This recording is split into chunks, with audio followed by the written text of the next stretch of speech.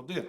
Šodien pastāstīšu, kā Resiko ERP sistēmā izveidot variāciju produktus. Tātad tas ir produkts, kuram ir viens pamatprodukts, un tad ir produkti ar dažādām šī produktu variācijām, piemēram, kurpes ar dažādiem izmēriem vai rotaļlietas ar dažādām krāsām. Un, lai sāktu darbu ar variācijas produktiem, pirmā lieta, kas ir jāiespējo, ir pārdevēja profilā, zem sadaļas iespējas un apakšsadaļas produkti. Mums ir jāizvēlās, ka mēs izmantosim produktu atribūtus. Tātad ieliekam ķeksīti un saglabājam. Nākamais zem sadaļas uzstādījumi produktu atribūti. Mums ir jāievada vismaz viens atribūts, ko mēs izmantosim. Piemēram, krāsa, kam kodu es ievadīšu bez garumzīmēm un nosaukumu jau latviski pievienot. Kad šīs divas lietas ir izdarītas, varam doties uz produktu sarakstu un izveidosim jaunu produktu. Tātad spiežu pievienot jaunu produktu un sākam ar pamatu parametru ievadīšanu. Tātad produkta numurs, ko sistēma jums jau piedāvā, vai arī varat izmantot paši savus produkta numurus, kā jau ierasts mūsu ERP sistēmā. Produkta apraksts, teiksim,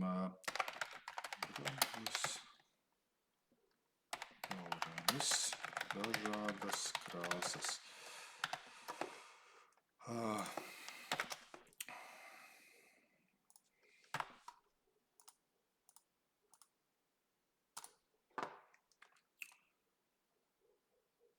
Tātad saglabājam pamatlietas produktu kartiņā.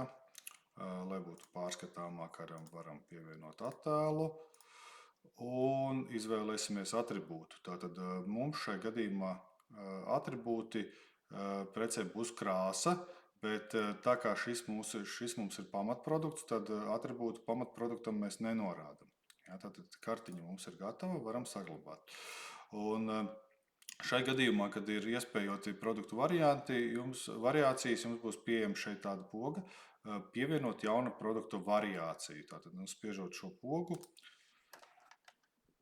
mums izveidojās jauna produktu kartiņa, kas pēc savas būtības ir pamatprodukta kopija. Un šeit mēs varam pamainīt attiecīgi, kas mums ir maināms. Piemēram, sarkans. Un tad mēs norādam atribūtu krāsa un rakstam iekšā vērtību sarkanā. Teiksim, sarkanā. Tā ir pirmā reize, tāpēc mums ir jāpievieno viņš. Tad saglabājam. Un mums ir pirmā produkta variācija gatava. Tad varam atgriezties uz pamatproduktu un pievienot vēl vienu variāciju. Teiksim, šis mums būs zaļš. Un tāpatās attiecīgi mēs pievienojam krāsa zaļš. Būtu zaļš. Un atkal saglabājam. Tātad mums ir izveidots produkts ar divām variācijām, kuras redzam arī šeit augšā. Tātad sarkana variācija un zaļa variācija un pamatprodukts.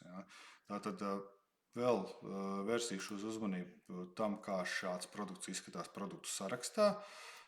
Tātad šeit mēs redzam mūsu pamatproduktu un produktu saraksta pirmajā kolonnā mums ir parādījusies šāda te bulteņa, uz kuru noklikšķinot mēs varam atvērt papildus informāciju, un šeit mēs redzam jau individuālas produkta variācijas. Un attiecīgi tad noklikšķinot uz jebkuru no tām mēs nonākam jau konkrētā produktu kartiņā.